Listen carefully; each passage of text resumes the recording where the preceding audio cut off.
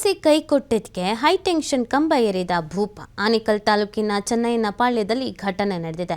High tension ಕಂಬ ಏರಿದ ಯುವಕ ಸೋಮಶೇಖರ್ ಪ್ರಿಯತಮೆ ಕೈ ಕೊಟ್ಟಿದ್ದಕ್ಕೆ ವಿದ್ಯುತ್ ಕಂಬ ಏರಿ ಹೈ ಡ್ರಾಮಾ ಮಾಡಿಬಿಟ್ಟಿದ್ದಾನೆ.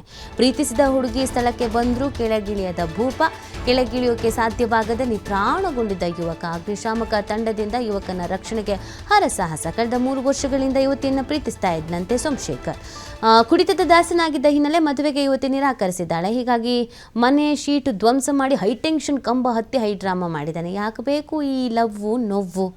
ಪ್ರೀತಿ ಮಾಡೋದಂತೆ, ನೋವು ಅನುಭವಿಸೋದಂತೆ, ಹೈ ಟೆನ್ಷನ್ ಕಂಬ ಏರೋದಂತೆ. ನೋಡಿ, ಒಮ್ಮೊಮ್ಮೆ ಪ್ರೀತಿ ಕಂಬವನ್ನು ಏರಿಸೋ ಹಂಗೆ ಮಾಡಿಬಿಡುತ್ತೆ. ಹೈ ಟೆನ್ಷನ್ ಕಂಬ 3 ವರ್ಷದಿಂದ ಪ್ರೀತಿ ಮಾಡ್ತಿದ್ರಂತೆ. 3 ವರ್ಷದಿಂದ ಆಕೆಗೆ ಈತ ಕುಡಿತಾನೋ ಕುಡಿಯಲ್ವೋ ಗೊತ್ತಿರಲಿಲ್ವ, ಅದೇನೋ ಗೊತ್ತಿಲ್ಲ. ಮದುವೆ ಆಗುವಂದ್ರೆ ನೀ ಕುಡಿತೀಯ ಬೇಡ ಅಂದ್ರೆ ಅದಕ್ಕೆ ಆಯಿತು ಬಿಡಮ್ಮ, ಇನ್ನು ಕುಡಿಯಲ್ಲ ಅಂದರೆ ಮುಗ್ದೇ ಹೋಯಿತು. ಈತ ಹೈ ಟೆನ್ಷನ್ ಕಂಬ ಏರಿ ಕೂತ್ಬಿಟ್ಟ. ಕೊನೆಗೆ ಇಳಿಯೋಕ್ಕೂ ಆಗಲಿಲ್ಲ, ನಿತ್ರಾಣಗೊಂಡಿದ್ದಾನೆ. ಪಾಪ ಇದರಲ್ಲಿ ಏನೂ ತಪ್ಪೇ ಮಾಡದೆ ಸಮಸ್ಯೆ ಅನುಭವಿಸ್ತಾ ಇರೋದು ಅಗ್ನಿಶಾಮಕ ಸಿಬ್ಬಂದಿ.